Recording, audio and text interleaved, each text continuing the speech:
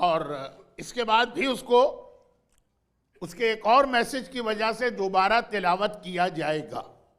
लेकिन just before गदीर, just before का मतलब यह है कि अभी रसूलुल्लाह गदीर के मैदान में नहीं पहुंचे और मक्के से मदीने ट्रैवलिंग कर रहे हैं, तब जो आयत आई सूरह माइदा की 67 नंबर की आयत, आज उसकी तिलावत की गई है कि ऐसे टॉपिक पर बात की जा रही है और ये वाली आयत तिलावत ना हो, एक मरतबा भी तिलावत ना हो, अच्छा नहीं लगता। ऐ रसूल बल्लिग मा उन्ज़िला इलैका मिन रब्बिक, पहुंचा दो वो पैगाम जो तुम्हारे रब की जानिब से आया। अल्लाह को कहना चाहिए, कुरान जो है ना बहुत शॉर्ट किताब है, एक लफ्ज उसके अंदर जरूरत से ज्यादा नहीं आता।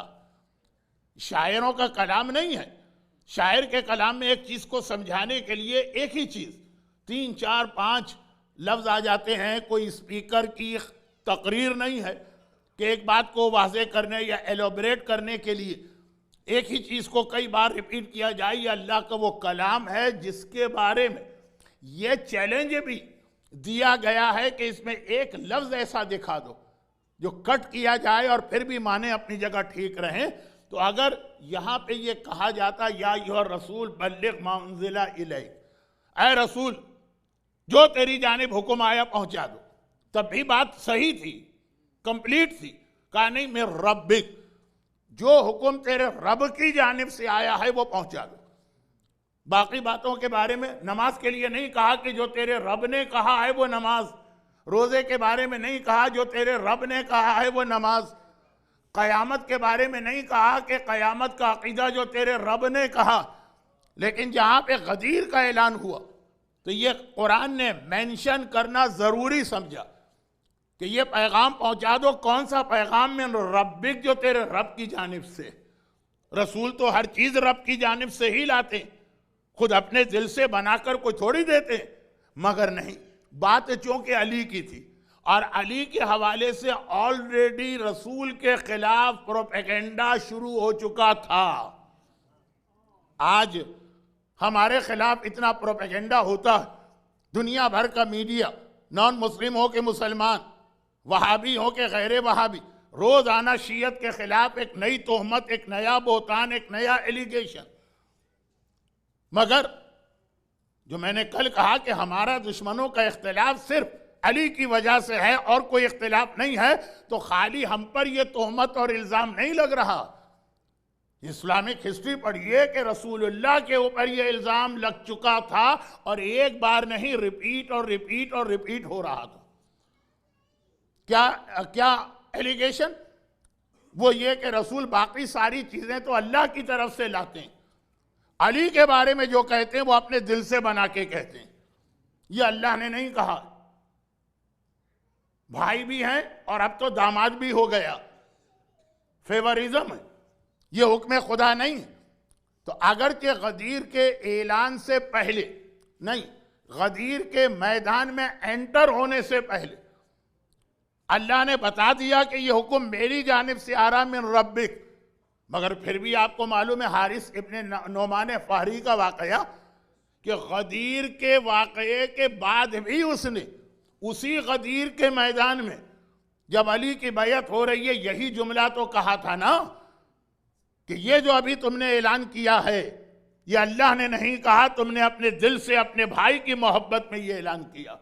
और अगर ये अल्लाह ने कहा तो कह दे अल्लाह से कि मुझ पर अभी अजाब भेजे, और अजाब आ गया। वाकया बहुत मशहूर है। लेकिन वो एक हारिस इब्ने नोमान ने इस तरह से खुल्लम खुल्ला यह इल्जाम गदीर में लगाया, वरना पहले से ही अल्लाह ने एज ए प्रिकॉशन आयत में रब्बिक रख दिया था कि यह हुक्म तो खास तेरे रब की जानिब से आ रहा। हर हुक्म रब की जानिब से है, लेकिन खास क्यों? 10 साल हो गए जब से रसूलुल्लाह मदीने पहुंचे हैं, रोजाना पैगंबर पे ये इल्जाम लग रहा। ये अल्लाह ने नहीं कहा, ये आपने अपने भाई और दामाद की मोहब्बत में अपनी जानिब से ये जुमला इरशाद फरमा दिया। चाहे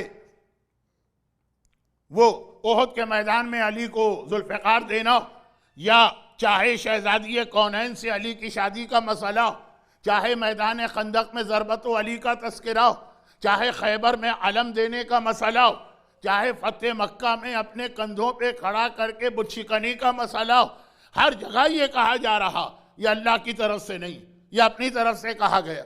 यहाँ तक कि जब रसूलुल्लाह ने मदीने की मस्जिद में लोगों के घरों के दरवाजे बंद कराए, जुमला समझाने का ज्यादा मजा मस्जिदुन नबवी ही में आता। जब मैं अपने काफिले के साथ हज पे जाता हूँ या अपने ग्रुप के साथ उम्रे पे जाता हूँ, वहीं पे ये हदीस और ये वाकया समझने का मजा आता। लेकिन बहरहाल मजलिसों की वजह से जो लोग जिंदगी में कभी नहीं गए मक्की और मदीन, अल्लाह हर मोमिन और मोमिना को हज, उम्रा और 14 मासूमीन की जियारत का शरफ अता करे। लेकिन मजलिसों की बरकत से जो कभी भी नहीं गए उनको भी मालूम है कि वाकया क्या था कि पैगंबर ने जब लोगों के घरों के दरवाजे बंद करना शुरू की, हर आदमी ने अपने घर से एक शॉर्टकट बना लिया था मस्जिद में आने का। यह मुसलमानों का बहुत पुराना नेचर है जिसमें हम मोमिन भी शामिल। हमें हर काम हर शॉर्टकट से चाहिए। हत्ता जन्नत भी हमको जाना है तो कोई शॉर्टकट मिल जाए, ना नमाज पढ़ना पड़े, ना रोजा रखना पड़े, ना हिजाब करना पड़े, ना हराम से बचना पड़े, ना वाजिब की पाबंदी करना पड़े और जन्नत मिल जाए। शॉर्टकट चाहिए। और ऐसे ही लोग ज्यादा पॉपुलर हैं हमारी कम्युनिटी में जो आपको शॉर्टकट दिखाएंगे। ये कह दो और बस जन्नत पहुंच जाओ, ये नारा लगा दो और जन्नत पहुंच जाओ, ये एक अमल कर लो और जन्नत पहुंच जाओ।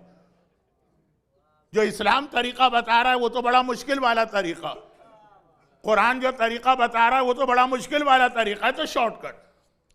तो अब मदीने की मस्जिद में अपने घरों से निकल के मस्जिद में आओ, बहुत लंबा एक राउंड लगाना पड़ता। मस्जिद के पीछे की दीवार से जो बैक वॉल एक रास्ता बनाया शॉर्टकट। और फिर उस शॉर्टकट का नुकसान ये हुआ कि अब लोग खाली मस्जिद में आने के लिए वो रास्ता इस्तेमाल नहीं करते। सामने वाले से मुलाकात है, उसके घर पे जाना है, मस्जिद से जा रहे हैं। दोपहर के वक्त अरब की औरतें तो सोती हैं ना, आपके यहाँ की खवातीन तो डेयरी क्वीन में शायद होती होंगी, लेकिन अरब की औरतें तो सोती है ना। बच्चे शोर मचा रहे हैं, दरवाजा खोला, बच्चों को मस्जिद में भेज दिया, जाओ जाके वहां खेलो। मस्जिद प्लेग्राउंड भी बन गई, मस्जिद लोगों की चौपाल और बैठक की जगह भी बन गई, मस्जिद चाय और हुक्का पीने की जगह भी बन गई, मस्जिद रिश्तेदारों से मुलाकात की जगह भी बन गई, मस्जिद सब कुछ हो गई, इबादत की जगह न रही। बस एक बार हुक्म खुदा आया कि आए मेरे हबीब, ये मस्जिद इन चीजों के लिए नहीं है जो इन लोगों ने इस्तेमाल किया। सबके घर का दरवाजा बंद करो, दरवाजा ही ना रहे। पैगंबर ने पहले जबान से कहा, लेकिन जबान की बात को मोमिन मानता कहां है।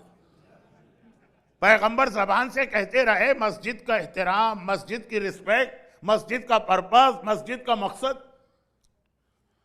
एक ऐसा जुमला कह रहा हूं जिसकी तफसील का टाइम आज नहीं, क्योंकि आज मैं मजलिस बहुत लंबी नहीं पढ़ना चाहता हूं, तो डिटेल का टाइम नहीं है। इस पर अमल यूं नहीं करना है, अपने मर्जी से डिटेल पूछना है। लेकिन दुनिया में कितनी मस्जिदें ऐसी अब आजकल जहां पे दुआए कुमैल भी अब मस्जिद में इसलिए नहीं होती कि महाराजे का फतवा आ गए कि मस्जिद में पहला हक नमाज पढ़ने वाले का, दुआए कुमैल वाले का पहला हक नहीं।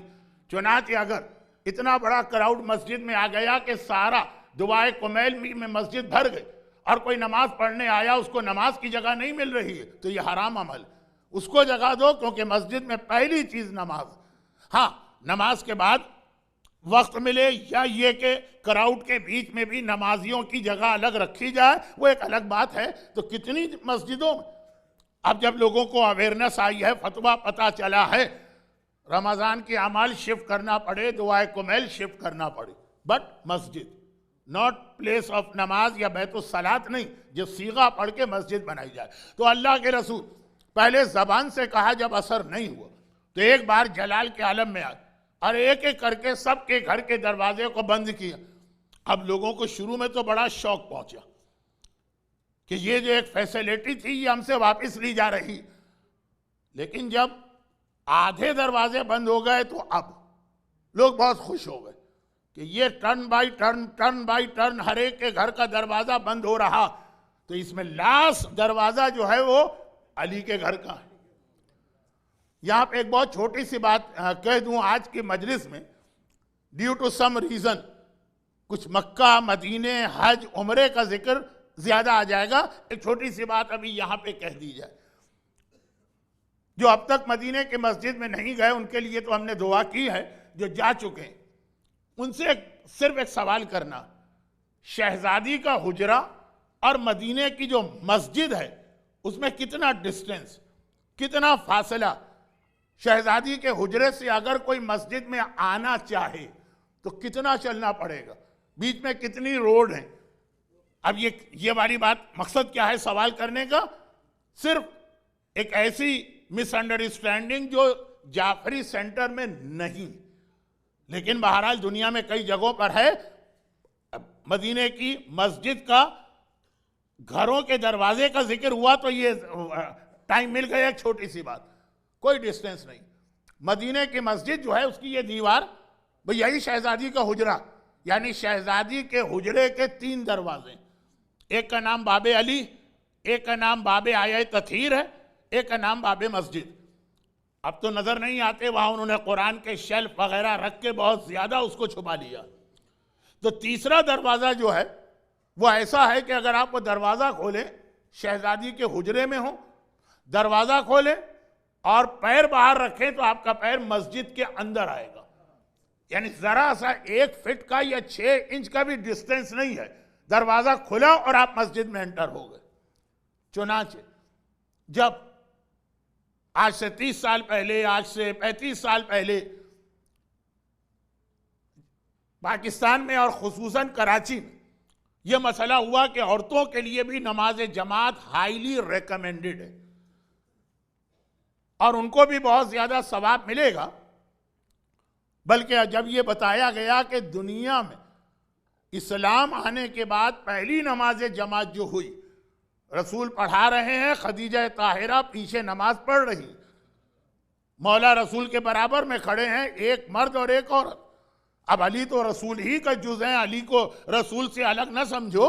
तो पहली नमाज जमात सिर्फ एक औरत ने पढ़ी।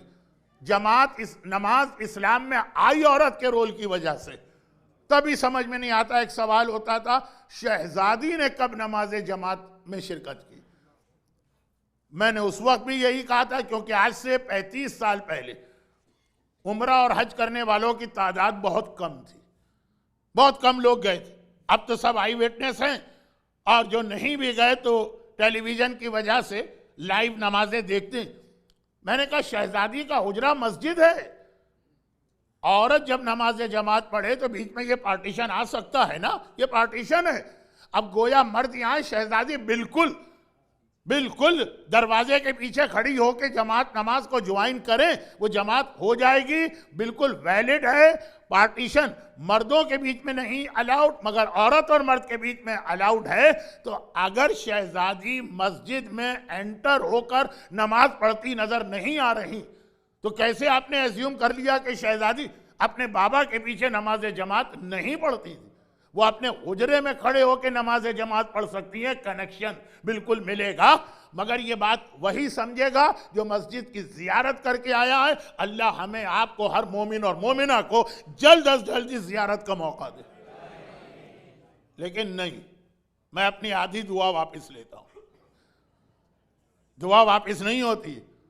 जल्द अज जल्द जियारत का मौका ना मिले, थोड़ा सा टाइम मिल जाए। क्यों? ये आगे चल के अभी बात होने वाली है, ये जुमला जहन में रखिएगा। जल्द अज जल्द नहीं, थोड़ा सा हमको टाइम मिल जाए। ये टाइम क्यों मैं कह रहा हूं? अभी अभी बात होगी, अभी आज ही। अगर उस वक्त तक मिंबर पे अल्लाह ने मुझे ताकत और हिम्मत और जिंदगी दी।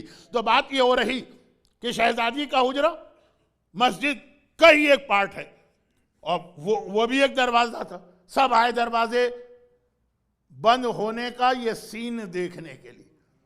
जब तक अपने घर के दरवाजे बंद होते रहे तो एक शौक, दिल में बहुत गुस्सा भी, ये हमसे एक फैसिलिटी वापस ले ली गई।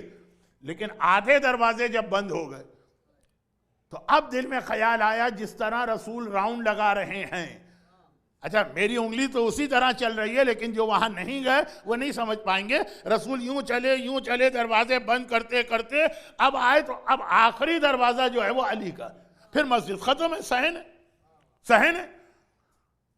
अब मजा आ रहा। पहले तो आदमी एक चीज बर्दाश्त नहीं करता है, लेकिन जब देखता कि दूसरों के ऊपर भी यही है और हमसे बड़ों पर भी यही है और अली से तो हसद करने वाले भी बहुत हैं, कहा आज बड़ा मजा आएगा। हम तो हमेशा रसूल के पास से भगाए गए, लेकिन आज अली भी हमारे साथ, घर का दरवाजा बंद होगा। रसूल आखिर में वहां पहुंचे, दरवाजे को देखा, दरवाजा तो बंद नहीं किया, पहले खड़े होकर अहले बैत को सलाम किया, फिर मस्जिद के अंदर आ गए। मस्जिद ही में है, अपने मुसल्ले की जानिब। ये क्या हो गया? कहा ये तो रसूल ने सरासर जियादती की है और जुल्म किया है और फेवरिज्म किया। 25 मकान है या 30 मकान है, 29 के दरवाजे बंद हुए, एक को छोड़ दिया। इतना ज्यादा ये प्रोपेगेंडा उस दिन हो गया था कि दो बातें उसी दिन हुई। दो बातें उसी दिन। पहली बात, रसूल जलाल के आलम में फर्स्ट टाइम ये खुतबा दे रहे हैं, मिंबर पे गए और मिंबर पे जाने के बाद बहुत जलाल में है रसूल, और कहा कि क्या तुम मेरे बारे में ये एलिगेशन लगा रहे हो? तुम्हें क्या पता कि मैंने अपनी मर्जी से कोई काम नहीं किया। जिस घर का दरवाजा बंद किया तो वो भी ऐसा घर था जो अल्लाह ने मुझे हुक्म दिया, और जिस घर का दरवाजा खुला रखा तो ये भी ऐसा दरवाजा था जिसके लिए अल्लाह ने मुझे हुक्म दिया। ना अपनी मर्जी से दरवाजा बंद किया, ना अपनी मर्जी से दरवाजा खुला रखा है कि दिल चाहता है कहूं या रसूल अल्लाह, इन अक्ल के अंधों को समझाने की क्या जरूरत। एक आंखों का अंधा होता है वो चल जाएगा, काना नहीं चलेगा, वो कल बात हो चुकी। और एक अक्ल का अंधा होता, मस्जिद में अली के घर का दरवाजा खुला रहा तो इनको ऑब्जेक्शन और एतराज है। इन्हें क्या पता अली कौन है? अली वो है कि मस्जिद का दरवाजा छोड़ो, खाने काबा में भी अगर उसकी मां जाएगी तो आम दरवाजे से नहीं जाएगी, अली के लिए खास दरवाजा बनाया जाएगा।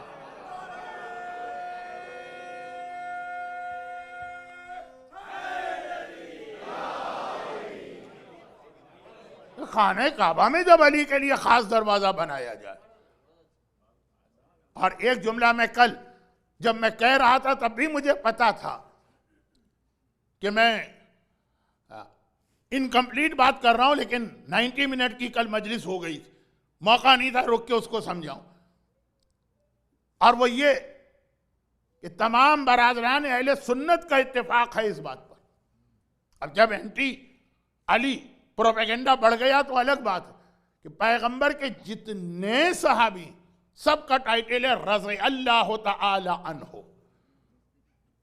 सिर्फ मेरा मौला ऐसा कि गैरों ने भी कहा अली का ये टाइटल नहीं, अली का टाइटल है करमल्लाहु वजहू।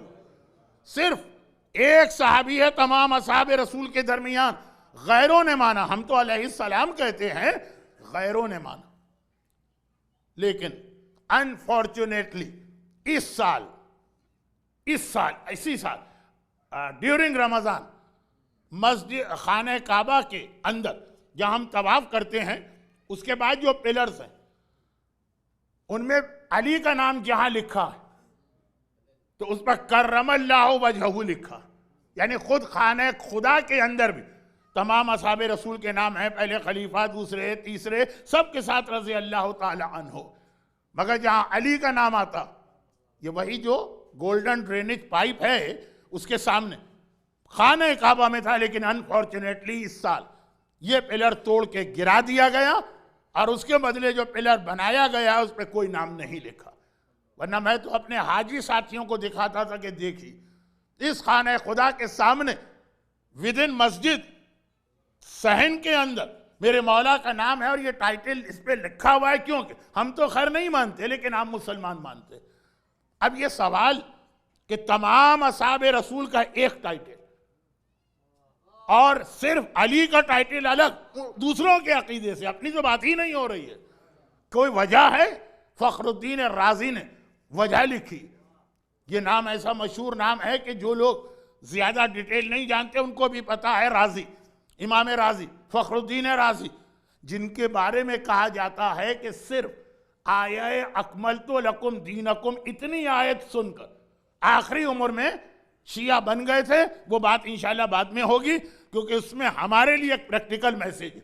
फखरुद्दीन राजी के लिए अकीदे का मैसेज है, हमारे लिए प्रैक्टिकल मैसेज है, लेकिन बाद में। तो राजी ने अपनी किताब में लिखा कि हाँ, एक रीजन है कि सारे असहाब एक तरफ, सिर्फ अकेले अली एक तरफ। हम तो मानते हैं, हमारा तो अकीदा हर चीज के बारे में खैर की बात। कहा जितने असहाब रसूल जिंदगी के किसी ना किसी मरहले में उन्होंने बुतों के आगे सर झुकाया और बुतों को सिजदा किया। बाद में अल्लाह ने उनको इस्लाम की दौलत दी और ये हो गए और वो हो गए और वो हो गए तो छोड़िए, लेकिन अली वाहिद शख्सियत है कि विलादत से लेकर शहादत तक सिवाय अल्लाह के अली की पेशानी किसी बुत के और गैर के आगे नहीं झुकी है। तो सब रजी अल्लाह ताला, अल्लाह राजी हो। और यह है करमल्लाहु वजहू, अल्लाह इनके चेहरे को बहुत बुलंद करे कि ये वो वाहिद पेशानी है असहाब रसूल में जो किसी बुत के आगे नहीं झुकी है। उलमा इसको भी वन ऑफ द रीजन कहते, वन ऑफ द रीजन। काबे की दीवार क्यों शक हुई? कहा कि काबे में चारों तरफ बुत लगे, हत्ता जो एंट्रेंस का दरवाजा था उस दरवाजे के ऊपर भी एक शेल्फ बना के बुत रखे गए थे।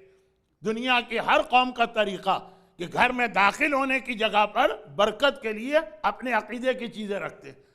हमारे यहाँ बहुत से मोमिन हैं जिनके घर में एंटर हो पर कुरान, एक शेल्फ होगा दरवाजे पर, कुरान के अंदर आने वाला कुरान के नीचे से गुजर के आए। बहुत से घरों में आयतुल कुर्सी, बहुत से घरों में सूरह यासीन, बहुत से घरों में हजरत अब्बास का छोटा सा एक मुख्तसर अलम, ये इसके साए में गुजरे। लेकिन अली बनने वाले अली हैं करमल्लाहु वजहू। अली की पेशानी किसी बुत के आगे जिंदगी में नहीं झुकी। अगर बिनते असद इस मौके पर आम दरवाजे से आती और उस बुत का साया बिनते असद के जिस्म पर पड़ता तो अली पर बुतों का साया पड़ जाता। दीवार शक की गई, रास्ता बनाया गया कि अली वो है कि जिंदगी तो छोड़ो, पैदा होने से पहले मां के पेट में है तब भी किसी बुत का साया तक अली के ऊपर नहीं पड़ा।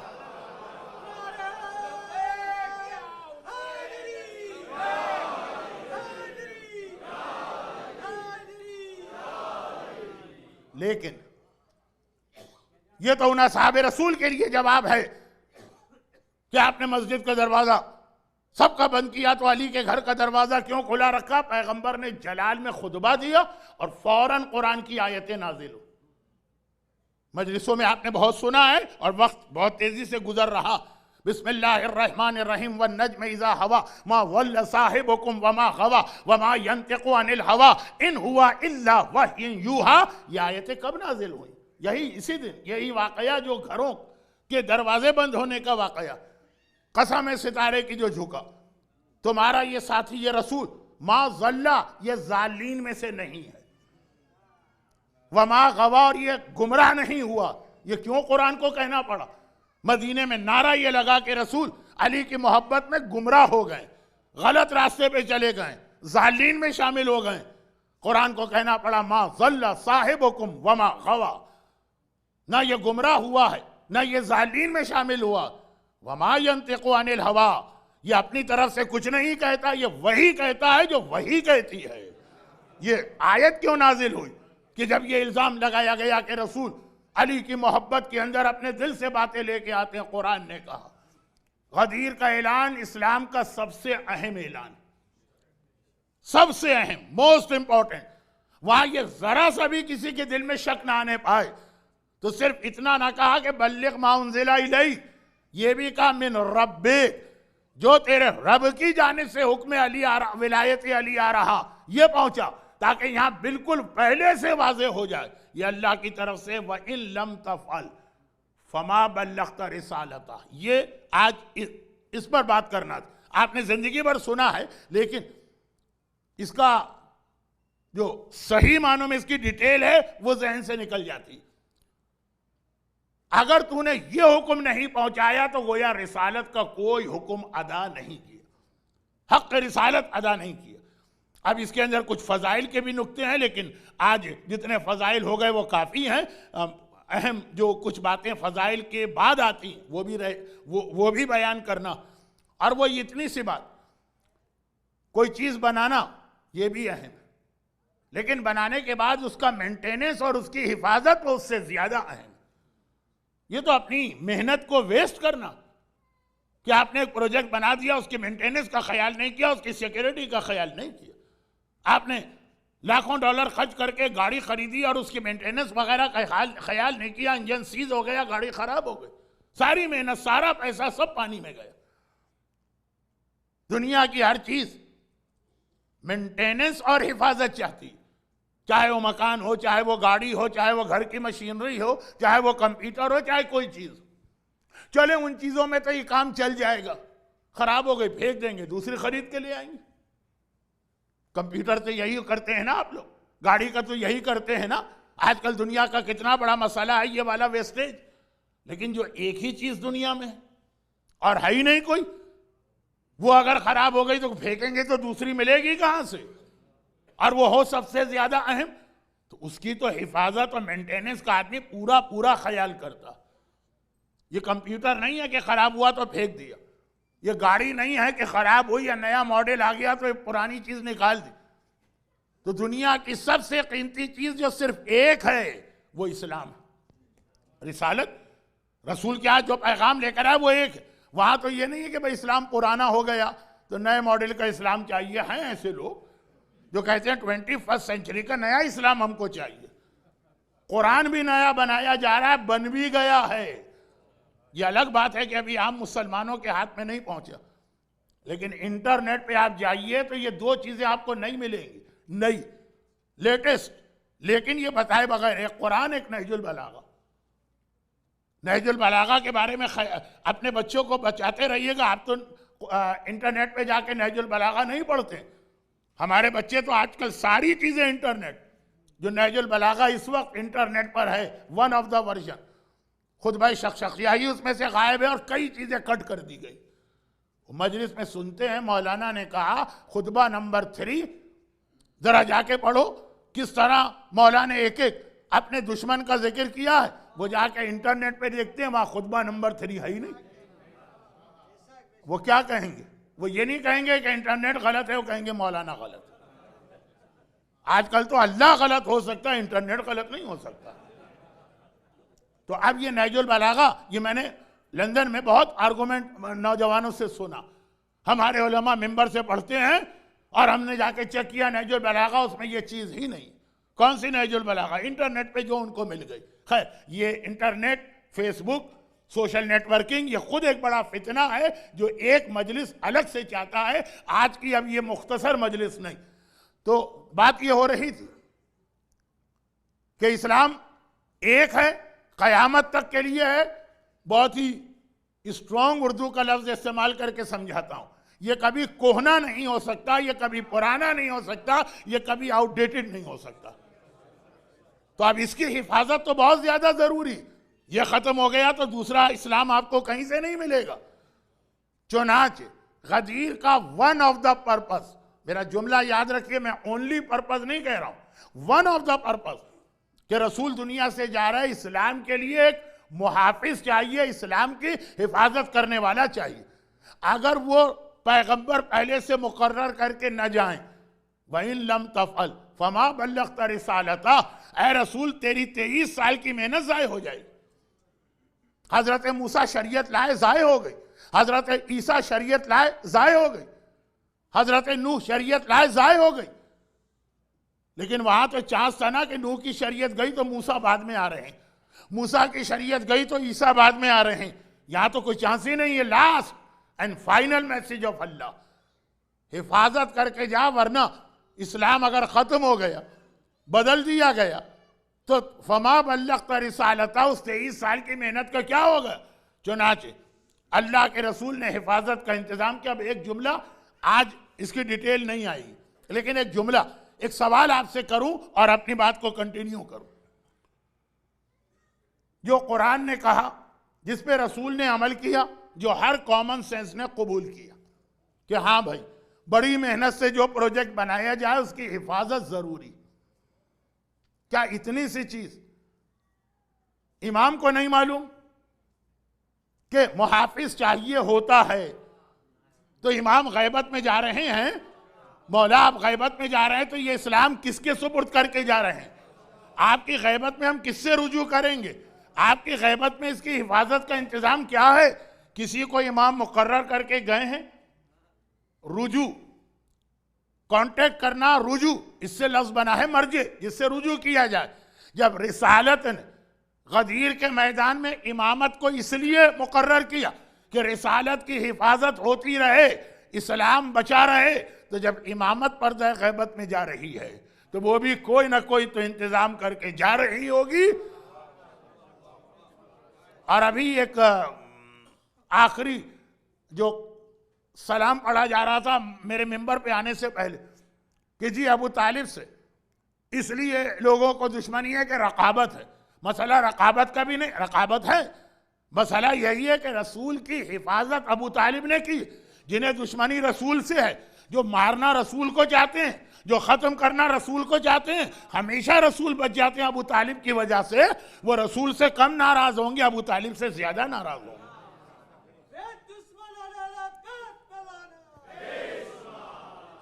तो अब ये जो मुहाफिज होता है ना, उस पर आदमी और ज्यादा गुस्सा करता है, असल मालिक पे इतना गुस्सा नहीं करता है।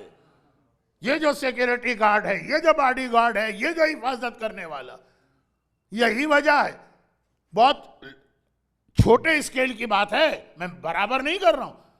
यही वजह है कि आज जो इस्लाम को खत्म करना चाहते हैं, उनका सारा गुस्सा मराजे के खिलाफ है, सारा प्रोपेगेंडा मरजइयत के खिलाफ है।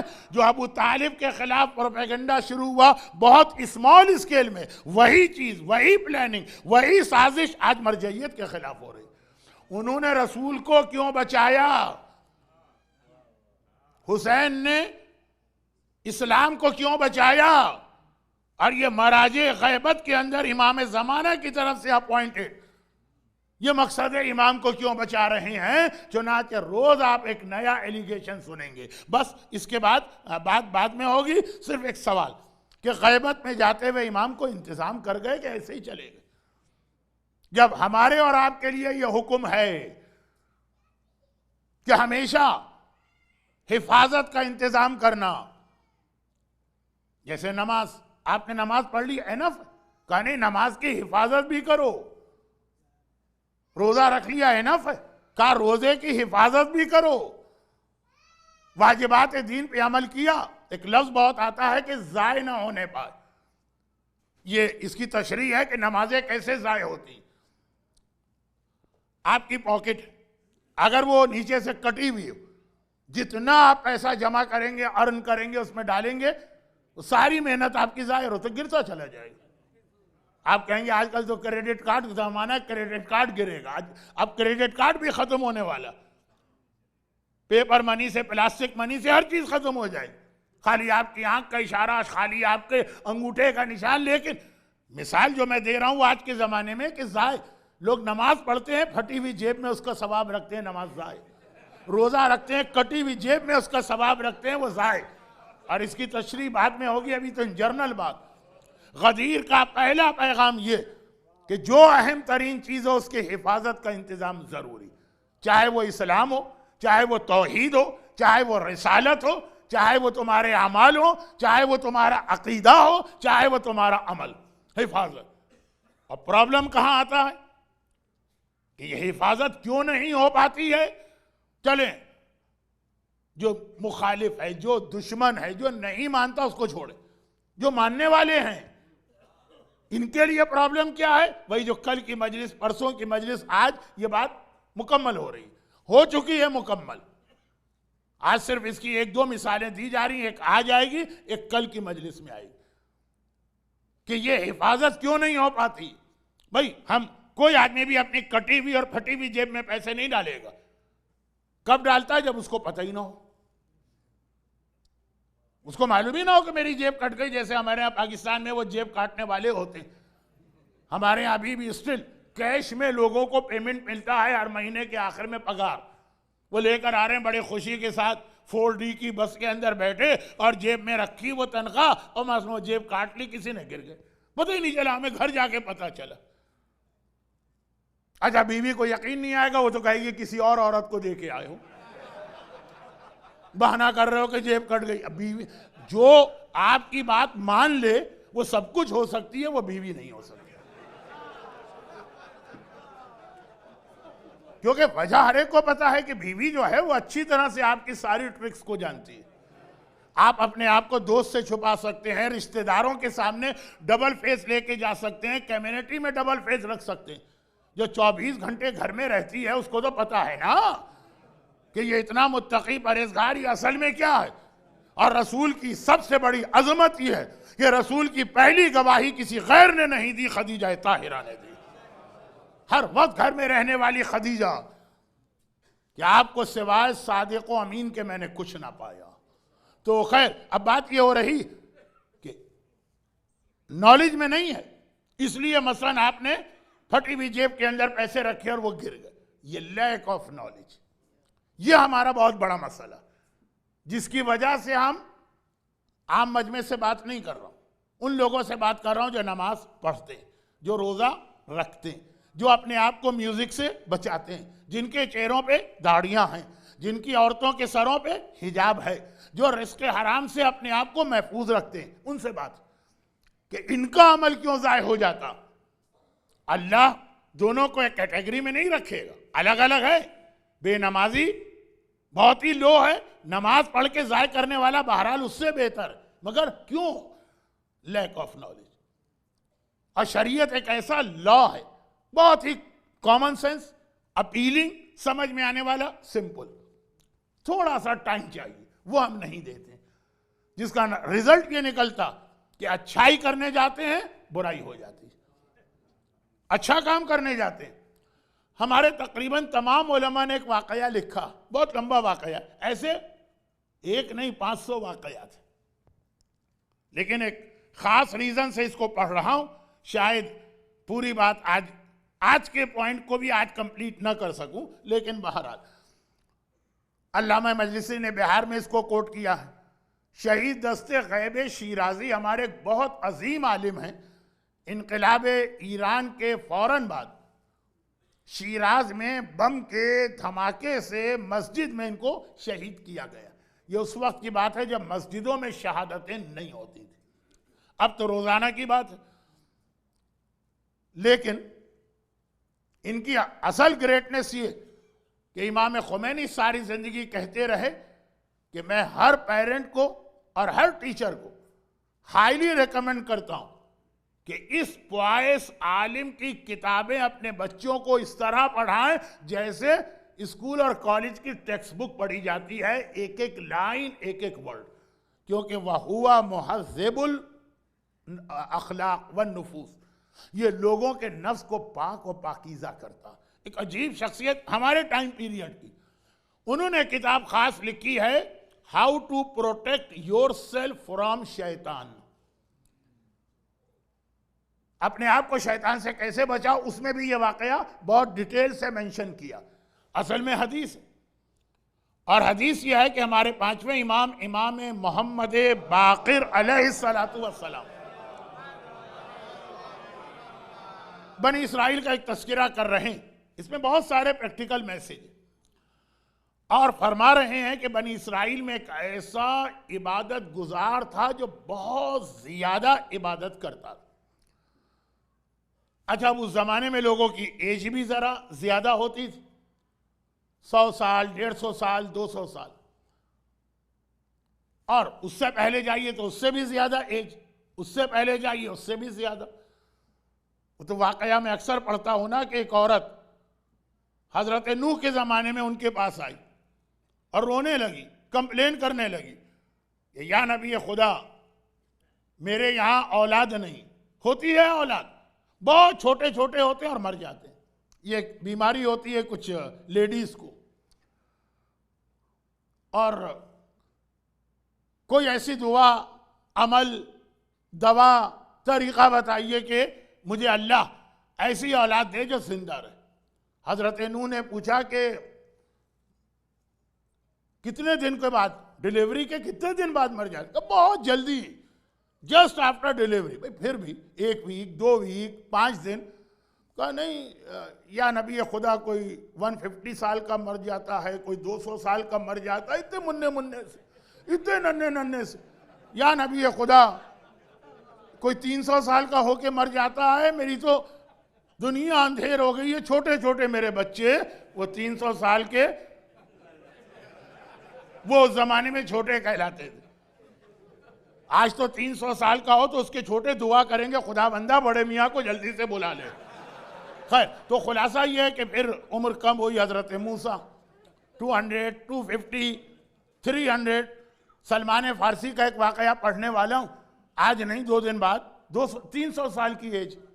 तो उम्र ज्यादा होती थी तो इबादत भी ज्यादा करते थे, और हजरत मूसा की शरीयत में परमिशन थी कि तुम घर बार, फैमिली, बिजनेस, बीवी, बच्चे सब छोड़ के मुसल्ले पे बैठे जाओ। आजकल ये हराम है, इसको रूहबानियत कहते हैं, ये हराम है, लेकिन शरीयत मूसा में इजाजत। तो इतनी इबादत करने वाला, अच्छा अब कोई बहुत ज्यादा अगर इबादत करे तो सबसे ज्यादा कौन परेशान होगा? बीवी तो नहीं, वो तो खुश होगी और खड़े रहे मुसल्ले पर, मुझे आईफोन पे चैटिंग करने का लंबा मौका मिल जाएगा। कौन परेशान होगा? घर वाले नहीं, वही जो एक साहब ने अभी कहा, बल्कि कई ने कहा, शैतान। कैसे इसको रोका जाए? शैतान के पास बहुत सारे तरीके, उसने सारे 1 by 1 सारी ट्रिक।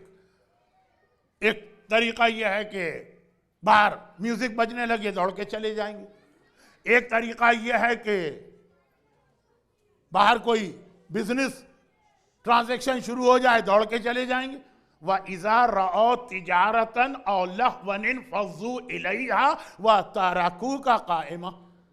एवरी फ्राइडे आपकी आयत सुनते हैं, क्या है रसूल, जब मस्जिद के बाहर तिजारत होती है ये सब तुझे छोड़ के नमाज के बीच में भाग जाते हैं, यानी इबादत, पैसा, क्या कहते हैं इसको आप लोग, रोकड़ा। अच्छा ये रोकड़ा, या ये कि खेल कूद। पाकिस्तान में आज लोगों को रोकना हो नमाज से, 220 का मैच बहुत इंटरेस्टिंग, आखिरी 3 ओवर। अब आपको तो पता ही नहीं होगा, आप बेसबॉल वाले हैं, लेकिन इंडिया पाकिस्तान ये आखिरी ओवर कितने अहम होते हैं। तो खुलासा यह है कि सारे तरीके इस्तेमाल किए, सब चीजों में फेल हो गया। मैं 50 बातें और कह सकता हूं, लेकिन फायदा क्या टाइम वेस्ट करने का। अच्छा, शैतान हर काम खुद करता है? नहीं भाई, उसके पास हम जैसे छोटे मोटों के लिए कोई टाइम नहीं। जो हाथी का या शेर का या राइनो का शिकार करता है, वो खरगोश का शिकार नहीं करता। ये मेरा लेवल नहीं है, मैं बड़ा बिग गेम हंटर, ये मेरा लेवल नहीं है। वो तो छोटे मोटे अपने नौकरों को लगा देता। ये जुमला शैतान ही का है, जो इमाम खुमैनी ने अपनी एक किताब में लिखा। ये आएगा लेकिन आज नहीं, अब आज तो टाइम नहीं है। चुनांचे शैतान उस इलाके से पूरी दुनिया का दौरा करता, घूमता रहता। समझ में नहीं आता मेरे, वो कैसे मुसलमान। शैतान की बात आती है, कहते हो पूरी दुनिया में घूमता रहता है, उसको ये पावर है। इमाम की बात आती है तो कहते हैं ऐसा इमाम तो अकल में नहीं आ रहा। शैतान अकल में आ रहा है, इमाम अकल में नहीं आ रहा है। बात सही है कि अगर इमामत वाली अकल होगी तो इमाम समझ में आएगा, शैतानी अकल होगी तो शैतान समझ में आएगा।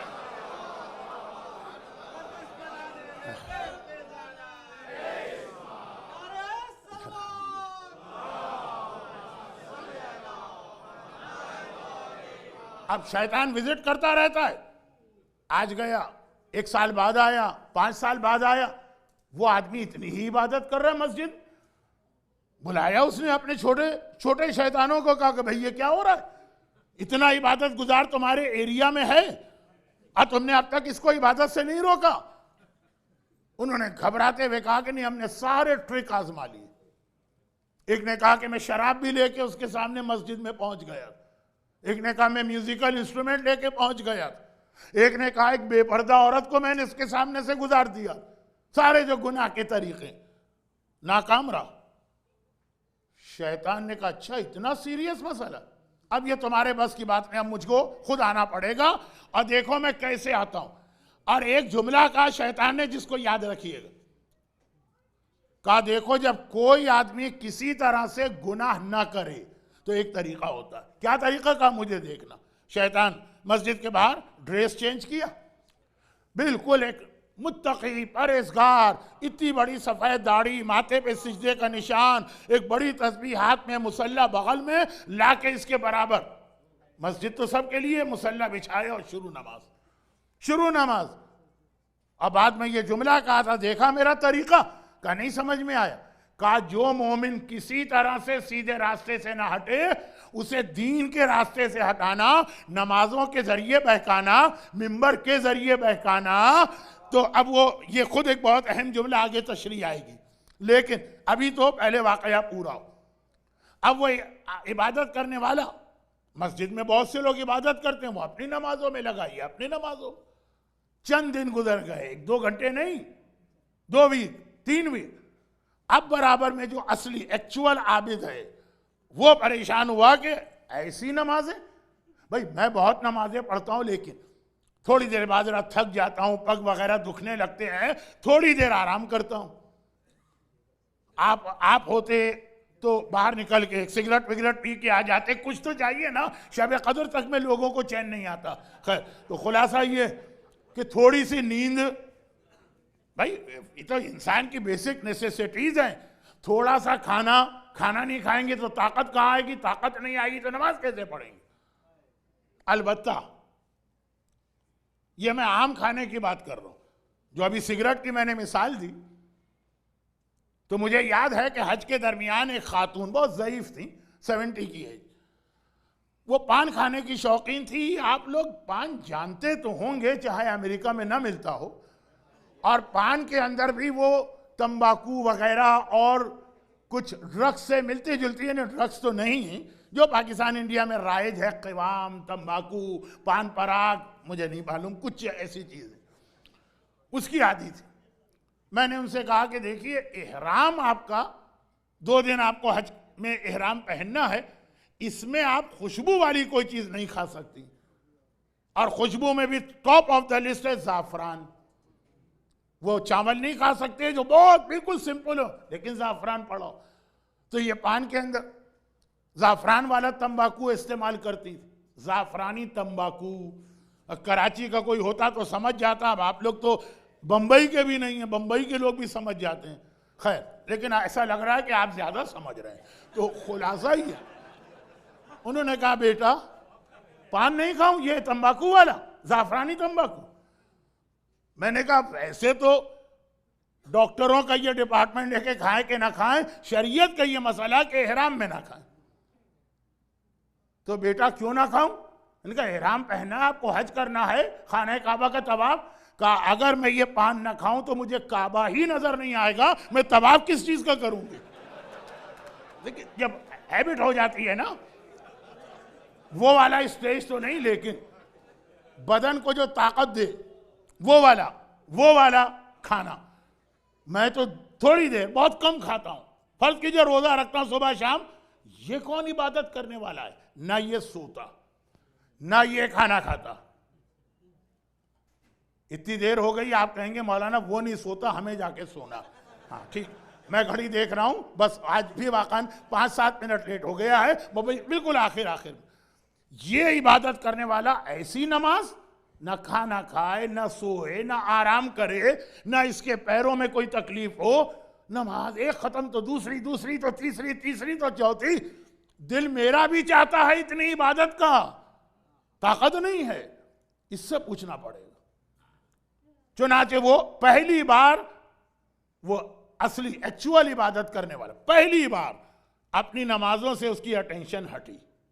अब ये अटेंशन हट गई पहली बार, और जाके इसके करीब बैठ गया कि भाई इससे पूछे क्या चीज है। जैसे वो एक कार्टून पहले आता था, पोपाई द सेलर, भाई वो स्पेनिश खाता है, बड़ी ताकत आ जाती है। ये क्या खाता है, क्या खा के आया है? अभी तो 15 दिन से तो कुछ नहीं खाया। चुनाचे बैठा, वो एक नमाज खत्म हुई, अभी सलाम भी नहीं फेरा, अल्लाहु अकबर, उसकी दूसरी नमाज शुरू हो गई। उसे ये कोई थोड़ी ख्याल करना है कि हिलते हुए अल्लाहु अकबर ना कहो और सलाम पूरा करो, वो कौन सी सही नमाजें पढ़ रहा है? वो तो सारी जाली और फ्राडिया नमाजें, वो वक्त ही नहीं दे रहा है। अब इसको और शौक हुआ ऐसी इबादत, तो एक मरतबा बस मौका मिल के उसने उसको पकड़ लिया, कहा ये बताओ कि तुम ये इतनी इबादत कैसे कर रहे हो, what is the secret behind it? कहा कि नहीं कोई सीक्रेट नहीं, बस मैं इबादत कर रहा हूं। कहा लेकिन इतनी इबादत का तुम नहीं कर सकते हो, मुझे रियल इबादत आबिद का नहीं, मैं नहीं कर सकता हूं। तो शैतान ने पूछा कि अच्छा ये बताओ तुम कौन सा गुनाह करके आए हो नमाज पढ़ने? वो हैरान हो गया, कहा गुनाह करके नमाज, वुजू करके नमाज होती है, तहारत करके नमाज होती है, प्रॉपर ड्रेसिंग के साथ नमाज होती है, ये तुमने क्या सवाल किया? अब शैतान ने कहा अच्छा तुम्हें नहीं मालूम, जब तक ये गुनाह ना करोगे नमाज में मजा नहीं आएगा। जितना बड़ा गुनाह करोगे उतना तुम्हें अजाब खुदा याद आएगा, इतना बड़ा अजाब, नमाज में कंसंट्रेशन बढ़ेगा। ये बात इसके मगज में आ गई कि हाँ जितना बड़ा अजाब, पनिशमेंट। तो किसी साहब ने कहा भी था कि फिर उसको तो मौलाना साहब आपकी मजलिस में बिठा देना चाहिए था। मैं पढ़ता हूँ अजाब, आज 5वां दिन है, क्या आपने मुझसे अजाब सुना? लेकिन बहरहाल बदनाम हो गया हूं कि कब्र वाले बापू। खुलासा यह है कि उसने कहा जितना बड़ा गुनाह करोगे, गुनाह की वजह से तुम्हें ना आराम का दिल चाहेगा ना खाने का दिल चाहेगा। हर वक्त तुम्हारे सामने होगा अजाब, जहन्नम, आग, सांप, बिच्छू, अजदे, कोड़े, वो सारी चीजें। हाँ ये बात इसके मगज में आ गई। इमाम ने कहा ये आलिम नहीं था, खाली नमाजी था। आलिम होता तो समझ जाता कि क्या फ्रॉड इसके साथ हो रहा है। कहा अच्छा तो फिर कौन सा गुनाह करूं? कहा कि वो गुनाहगार औरत। अच्छा वो कहाँ होती है? तो बहुत शरीफ आदमी है, आपको भी नहीं पता होता होगा अटलांटा में ऐसे एरिया कौन से हैं, शरीफ आदमी है आप लोग। तो खुलासा ये है क्या होता है, क्या होता है। उसने कहा ये जाओ फला घर, इतने उसकी इतनी फीस है, फीस दे देना। अब गया ये, और इसको असल में जाना है नमाज के लिए, लेकिन बहुत बड़ा गुनाह करना है। कहा ये सबसे बड़ा गुनाह। वहां गया, औरत ने देखा अगरचे उसका बिजनेस यही है और कोई आदमी अपने बिजनेस को खोटा नहीं करता है, लेकिन इमाम ने कहा फिर भी ये नमाजी से ज्यादा इल्म रखती थी। जैसे ही उसने देखा, कहा कि ये दरवाजा आज तक सैकड़ों आए और सैकड़ों गए, हमें इससे कोई ताल्लुक नहीं, कौन आ रहा है कौन जा रहा है, हमारी फीस दे और जो मकसद है पूरा कर। ऐसा आज तक नहीं आया। कोई ना कोई सीक्रेट है तेरे आने के पीछे, तू लगता भी नहीं है कि गुनाह के लिए आया। बुजुर्ग ने कहा कि जरा बकवास ना कर, मेरे पास टाइम नहीं है, मुझे जाके अपनी नमाज कंटिन्यू करना। ऐसा इतना बड़ा नमाजी फिर यहां पे क्यों आया? कहा कि बस वो मेरे साथी ने ये बताया। वो औरत कहने लगी कि वो नमाजी नहीं है, वो शैतान है।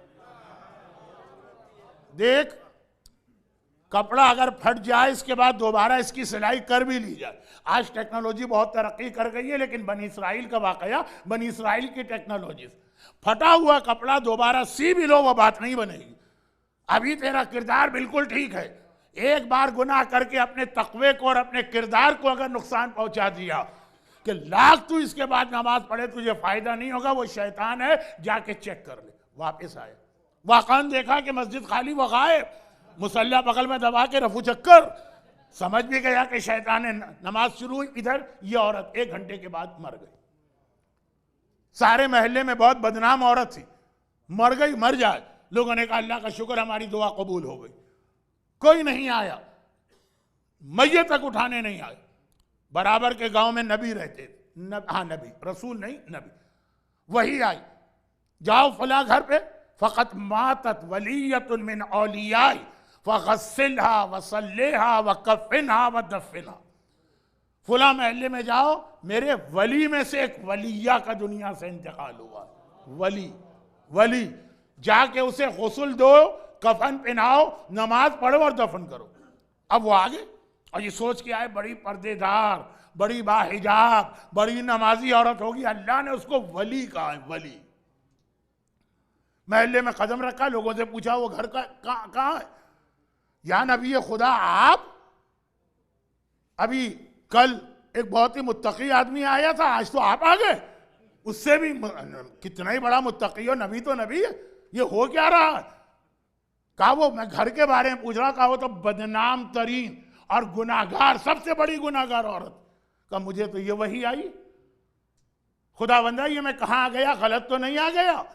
कहा कि नहीं, उस गुनाहगार थी, मगर उसने एक मोमिन की 200 साल की नमाजें बचाई, 200 साल के रोजे बचाए, 200 साल का कुरान बचाया, 200 साल की दुआएं कुमैल बचाई, 200 साल की इबादतें बचाई हैं, उसने बचाई हैं। ये सारी इबादतें उसके नामा अमाल में लिख दी गई।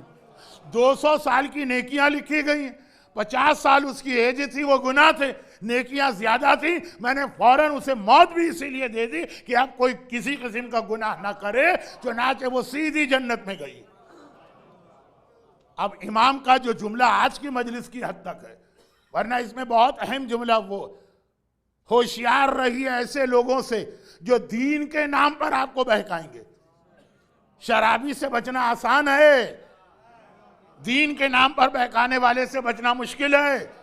शराब खाने से कोई आवाज उठे, आप उसको अपने आप को बचा सकते हैं, मस्जिद से कोई आवाज आ जाए तो आप बचा भी नहीं सकते, ये बात की चीज। लेकिन खुलासा इमाम ने कहा फर्क देखो, इतनी बदतरीन गुनाहगार, मगर शरीयत की इतनी उसके पास मारिफत थी कि 200 साल की इबादतें इसे गुनाहगार ने बचा ली। और वो इतना बड़ा नमाजी था, इल्म नहीं था, अपनी सारी मेहनतें एक रात में जाय करने जा रहा था। चुनाच खाली इबादत न करो, उसको बचाने के लिए अपने दीन, उसको बचाने के लिए अपनी मारिफत और इल्म भी बढ़ाओ। लेकिन यह बात होती है जब हमारा और आपका दीन खतरे में, तो बचाने का ही तरीका। और जब पूरा इस्लाम खतरे में हो तो फिर जरूरत पड़ती है अकबर के कलेजे की बर्छी की, असगर के गले के 3 भाल के तीर की, अब्बास के कटे हुए बाजुओं की, कासिम के बदन के टुकड़ों की, ज़ैनब की छिनी हुई चादर की, सकीना के रुखसार पर लगने वाले तमाचों की, आबिदे बीमार की कमर पे पड़ने वाले कोड़ों की, और सबसे बढ़कर आका हुसैन के कटे सर की। यानी फिर 1 और 2 आदमियों की मेहनत से काम नहीं चलता, मर्दों को भी कुर्बानी देना, औरतों को भी कुर्बानी देना, बूढ़ों को भी कुर्बानी देना, नौजवानों को भी कुर्बानी देना, बच्चों को भी कुर्बानी देना। मगर जिन्होंने कुर्बानी दी, कयामत तक उनका तस्करा भी होता है, उन पे गिरिया भी किया जाता है, उनको याद भी किया जाता है। करबला के शहीदों में एक ऐसे शहीद भी जिन पे उनकी अपनी मां भी मातम करने को तैयार नहीं थी। वक्त भी आज बहुत गुजर गया है, बावजूद मेरी कोशिश के तकरीबन वही 70-75 मिनट हो गए, लेकिन आज आपसे स्पेशल रिक्वेस्ट है कि उन पे रोइए जिन पर उनकी मां भी नहीं रो रही।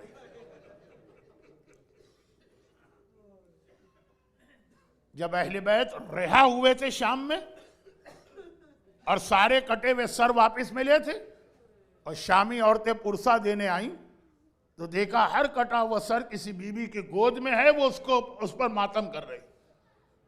लेकिन एक कोने में 2 कटे हुए सर ऐसे पड़े हैं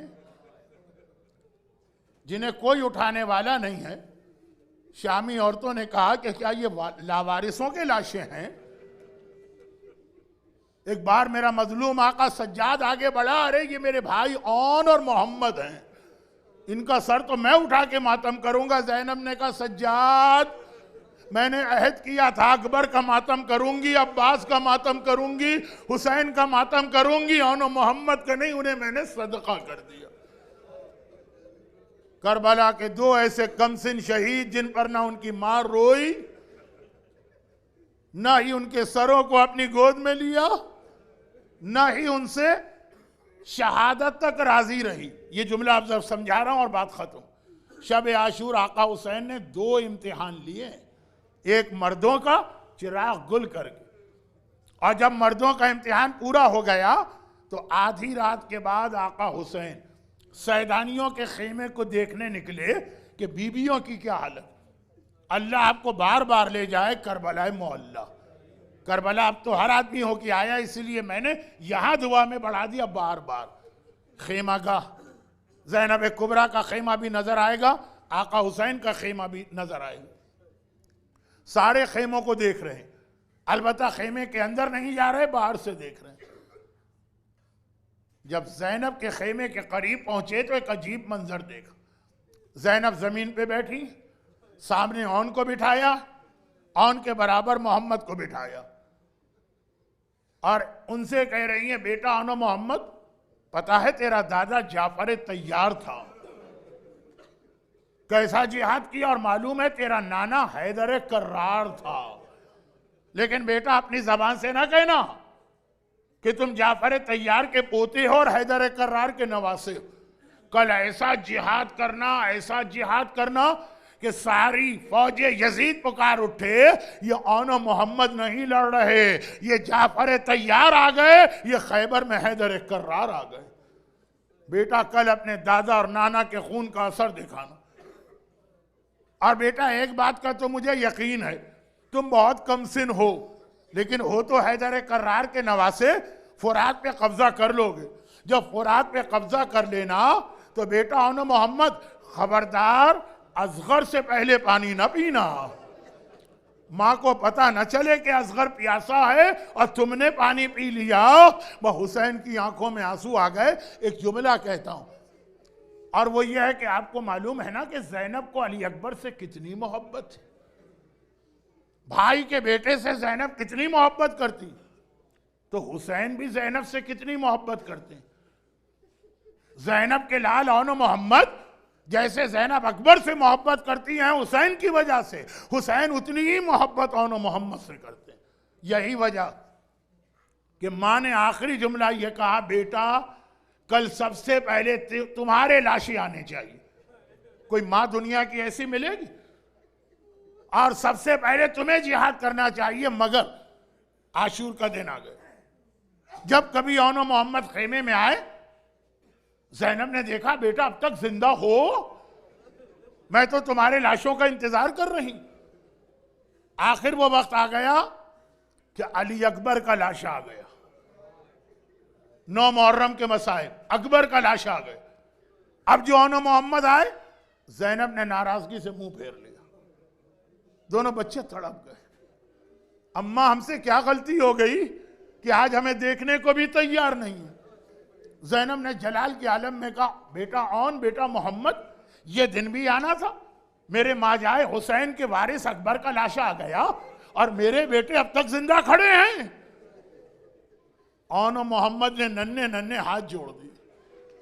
अम्मा किसी से पूछ ले, सुबह से बार बार मामू हुसैन के पास जाते हैं, मामू हमें मख्तल में जाने दीजिए, हर बार मामू मना कर देते हैं।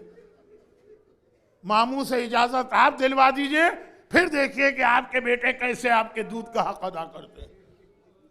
ज़ैनब एक बार हुसैन के पास गई, कहा भैया, मैं बात बहुत मुख्तसर कर रहा हूं, वक्त भी नहीं रहा, बेटा औन और बेटा मोहम्मद ये मेरे सामने है भैया, बहन की ख्वाहिश है इन्हें मख्तल में जाने दे, और इस तरह नहीं जाने दूंगी। मैंने इनके लिए सामान रखा। ये कह के संदूक खोला, 2 अमामे निकाले। कहा एक इनके दादा जाफर तैयार का अमामा है, कब से मैंने हिफाजत से रखा था, और एक इनके नाना मेरे तेरे बाबा हैदर कर्रार का अमामा। एक अमामा औन को पहना, एक अमामा मोहम्मद को पहना। छोटे हैं तो क्या हुआ, हैदर कर्रार के वारिस बन के मख्तल में जाएंगे। बच्चे इतने छोटे थे कि खुद से घोड़े पे बैठ भी नहीं सकते। एक को हुसैन ने गोद में लेके घोड़े पे बिठाया, एक को अब्बास ने गोद में लेके घोड़े पे बिठाया और घोड़े चले। अब जाफर तैयार के पोते का जिहाद बहुत कमसिन है, मगर है किसका पोता? हैदर कर्रार के नवासे का जिहाद बहुत छोटा है, मगर है किसका नवासा? लश्करे यजीद। एक बार भागा अलमानो अल हफीज, मगर एक वक्त वो आ गया, दोनों भाइयों को अलग किया गया। आधी फौज ने औन को घेरे में लिया, आधी फौज ने मोहम्मद को घेरे में लिया। इधर औन घोड़े से गिरा, उधर मोहम्मद घोड़े से गिरा। हुसैन ने आवाज दी, अब्बास जरा जल्दी से चलो, एक को मैं लाता हूं, एक को तुम लाते हो। और लश्कर यजीद ने खुशी के शादियाने बजाना शुरू किए। हर शहादत पे वो खुशी के शादियाने बजाते हैं, इधर खुशी के शादियाने बजते हैं। सैदानियाँ खेमों में समझ जाती हैं ये वारिस मारा गया, ये शहीद मारा गया, मातम शुरू हो जाता है। मगर इधर औन मोहम्मद घोड़े से गिरे, उधर फौजे यजीद ने खुशी के शादियाने बजाए, सैदानियों ने मातम शुरू किया। ज़ैनब ने जुमला कहा, मिर्ज़ा दबीर के मरसिए की बैत है, मिर्ज़ा दबीर के मरसिए की बैत है, रोक दिया। कहा, बाजे वालों की सदा ज़ेर क़नात आती है, कैसे लाशें मेरे बच्चों की बारात आती है। बीबियों मुझे तो मुबारकबाद दो, मेरा औन मेरा मोहम्मद मेरे माजाए हुसैन पे कुर्बान हुआ। हुसैन ये लाशें लेके आए, एक बार ज़ैनब के करीब पहुंचे, कहा ज़ैनब बहन एक बात मैंने तेरी मानी थी ना, तूने कहा था इन्हें जाने दे, मैंने जाने दिया, एक बात तू मेरी मान ले, एक बार पहले औन को फिर मोहम्मद को अपने कलेजे से लगा ले। बच्चे कब से तड़प रहे थे कि अम्मा। ज़ैनब झुकी, है तो मां ना, औन को गले से लगाया, औन मर चुका, औन मर चुका है। मोहम्मद को गले से लगाया, आखिरी सांसें ले रहा, मोहम्मद आखिरी सांसें ले रहा। एक बार आंखें खोली, देखा मां ने गले से लगाया है, एक जुमला कहा, बात खत्म हो गई। अम्मा अब तो तू हमसे राजी हो गई ना, अम्मा अब तो तू खुश हो गई ना, अम्मा अब तो तेरे औनो मोहम्मद ने तेरे दूध का हक अदा कर दिया। आज उसका मातम, जिसका मातम उसकी माँ भी नहीं कर रही। खुदावंदा इस औन मोहम्मद का वास्ता, औन मोहम्मद और इनकी माँ ज़ैनब कुबरा को मानने वालों और इन पे गिरिया करने वालों को, इनके घरों को, इनके घर वालों को, इनकी औलादों को दुनिया और आखिरत की हर परेशानी से महफूज फरमा। खुदावंदा दुनिया भर के साहिबान ईमान की हिफाजत फरमा, ज़ुहूर इमाम में ताजील फरमा। ख़ास तौर पर हमारे एक बरादर मोहतरम आसिफ भाई फ़कीर मोहम्मद, कल सर्जरी हुई थी लेकिन स्टिल क्रिटिकल पोजीशन है। खुदावंदा तुझे औन का वास्ता, खुदावंदा तुझे मोहम्मद का वास्ता, खुदावंदा तुझे उनकी माँ का वास्ता, इनको शिफाए कामिला और सेहत आजिला अता फरमा। मातम हुसैन।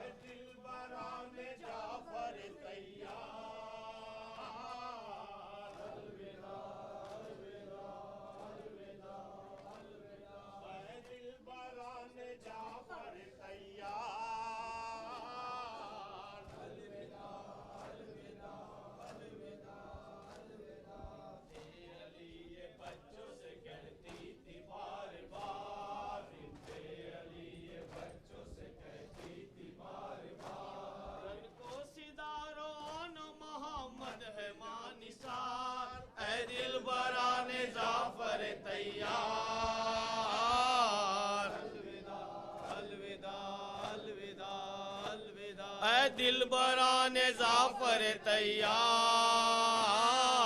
अलविदा अलविदा अलविदा अलविदा। जाफर का एक रिसार बड़ा नाज़िहाद में, जाफर का एक रिसार बड़ा नाज़िहाद में। नाना की अपने शान दिखाना जिहाद में, ऐ दिल बराने जाफर तैयार,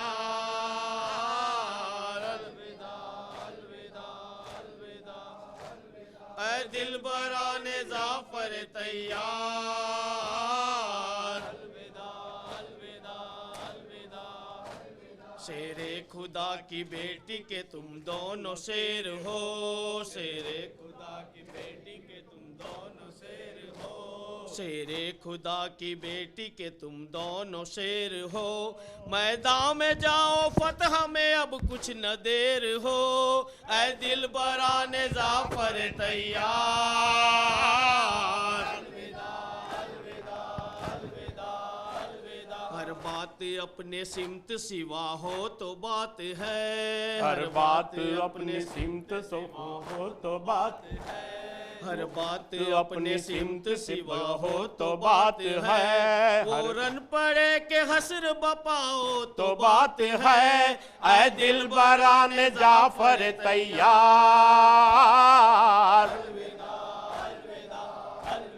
ऐ दिल बराने जाफर तैयार।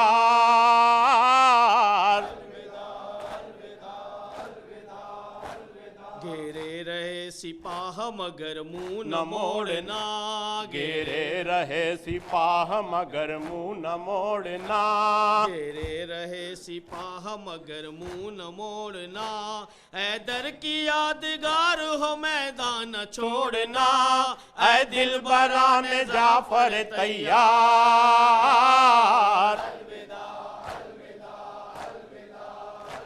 ऐ दिलबरान जाफर तैयार,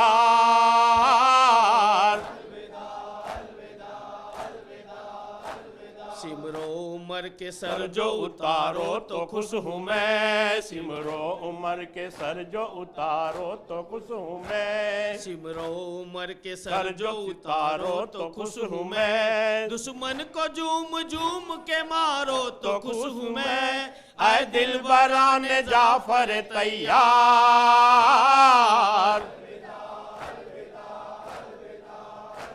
ऐ दिलबरान जाफर तैयार,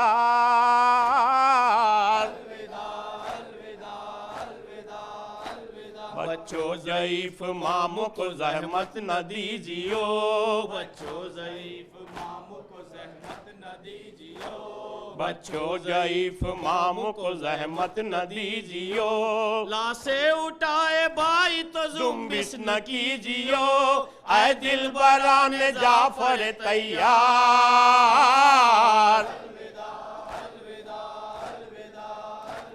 ऐ दिलबरान जाफर तैयार,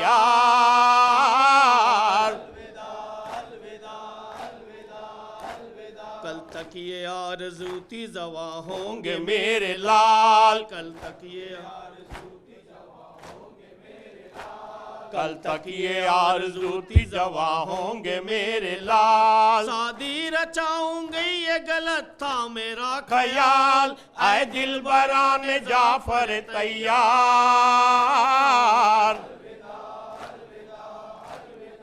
वाय हुसैने मान नूरे दो आयने मान, वाय हुसैन चाहिए वाय हुसैने मान नूरे दो आयने मान, वाय हुसैन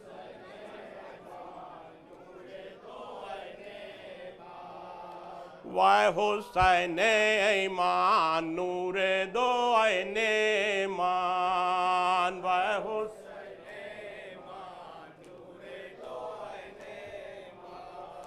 वाय हुसैने ईमान नूरे दो आयने मान, वाय हुसैन आई वाई शाहिदे ईमान, आई वाई गरीबे ईमान,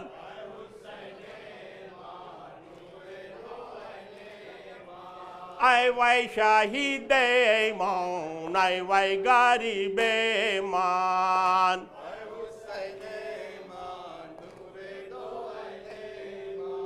आई वाई शाहिदे ईमान, आई वाई गरीबे ईमान,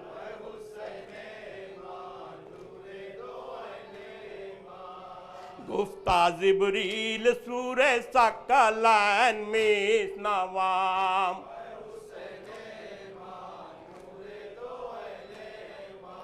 आई वाई शाहिदे ईमान, आई वाई गरीबे ईमान,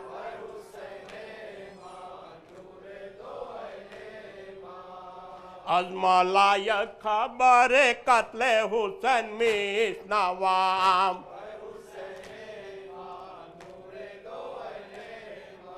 आई वाई शाहिदे ईमान, आई वाई गरीबे ईमान,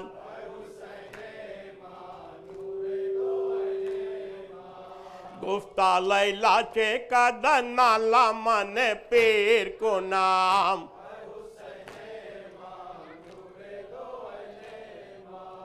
गुफ्ता लैला चे कदन नाला मन पीर को नाम,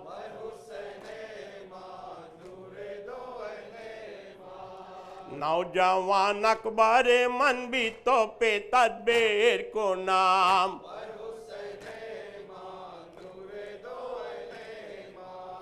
बारे लाहा बेतने पाराए मंजर चे को नाम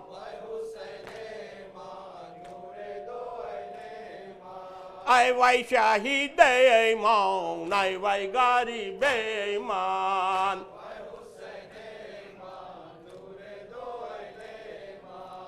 बारे लाहा बेतने पाराए मंजर चे को नाम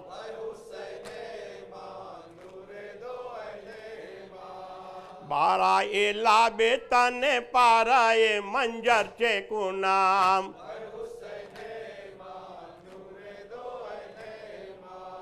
बादस्ते तीरे कसन बानी ये मंजर चे को नाम आई वाई शाहिद ईमान आई वाई गारी बेईमान गुफ्त लैला बाद सदगाम गुफ्त लैला बाद सदगाम के जवानाम नामुरादाम जानिबे मैदान बरो आराम में जाना हम गुफ्त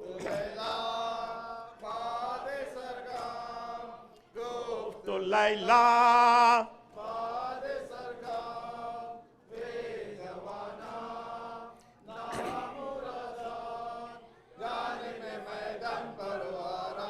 से जाना हम गुफ्त लैला बाद सदगाम गुफ्त लैला बाद सदगाम के जवानाम नामुरादाम के जवानाम नामुरादाम जाने बे मैदान बारो आराम में जाना हम गुफ्त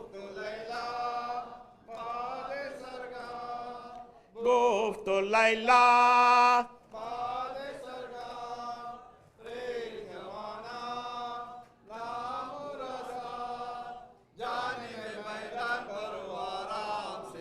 ना हम सो दुमिदा ना उम्मीदे सो दुमिदाम ना उम्मीदे आखे रज़मान दिल बुरे दे हुजलिए दामाद दिए खुदरा न दे दे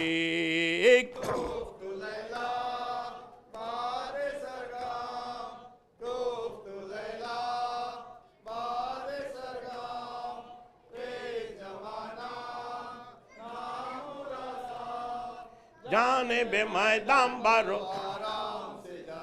हम ऐ रफीका नाज बियारेत ऐ रफीका नाज बियारेत नाव से यकबार राबियारे नाव से यकबार राबियारे बेतु बरंदम खमे लैलाव बेसी पारे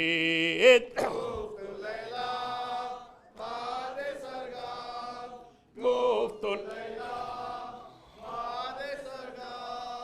के जवानाम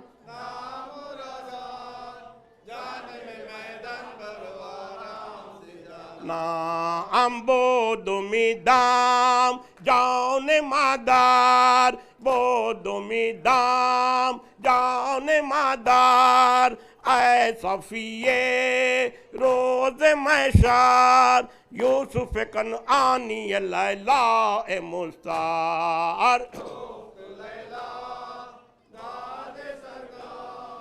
गुफ्त लैला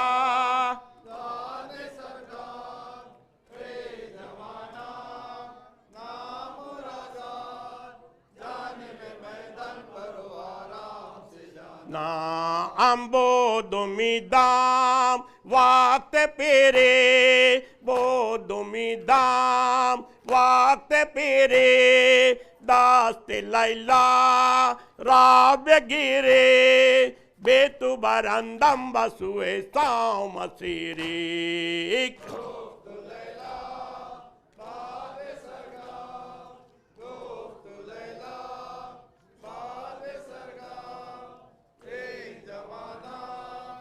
नामुर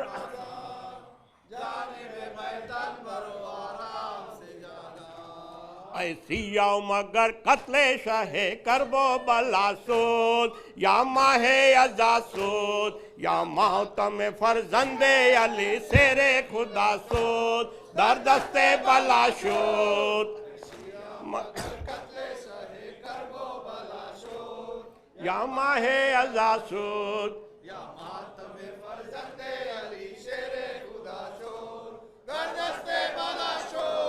ऐसी आओ मगर कत्ले शहे करबो बलाशूद या माहे अजाशूद या मौतम फरजंदे अली शेरे खुदा सूद दर दस्ते बलासूद मगर कत्ले शहे करबो बलाशूद या माए अजाशूद या मातम फरजंदे अली शेरे खुदा शूद दर दस्ते बलाशूद ऐसिया से जैनब कुलसुम बासाकिना एजार गर्दीदा गिरफ्तार इन जुल्म सितम हा हम नस्ले जनासूद दर दस्ते बलाशूद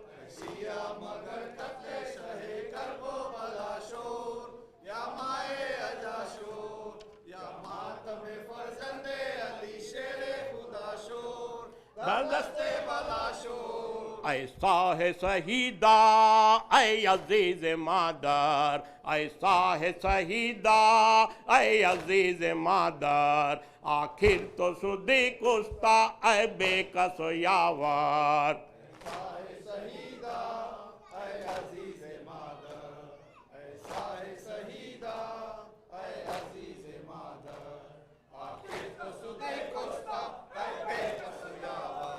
ज़ैनब बेबे बुन गुफ्ता के जाने बिरादर दीद ज़ैनब बेबे गुन गुफ्ता के जाने बिरादर दीद आखिर तो सुदी कुस्ता ऐ बेकस यावार ऐसा है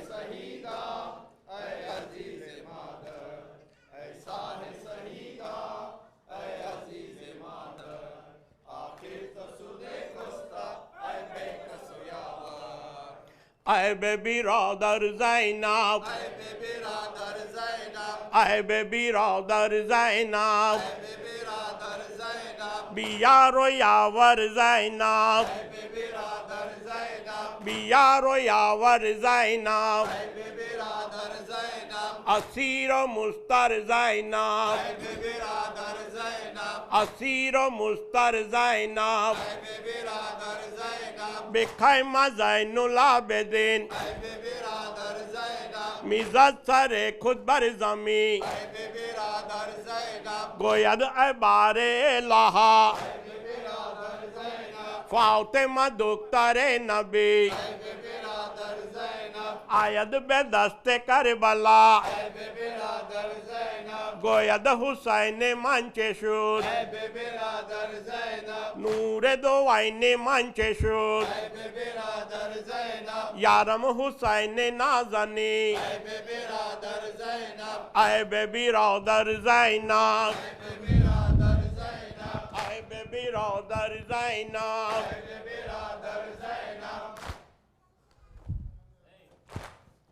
करबला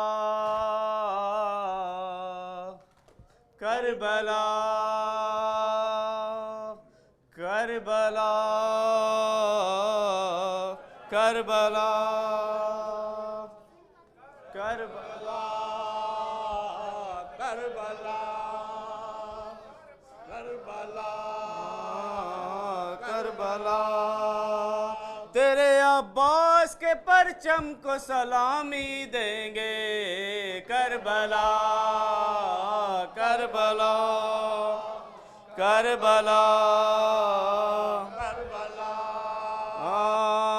जब तलक चांद सितारों में चमक बाकी है जब तलक चांद सितारों में चमक बाकी है जब तलक अरसे सलामत पे चमक बाकी है जब तलक अरसे सलामत पे चमक बाकी है जब तलक फूल के दामन में महक बाकी है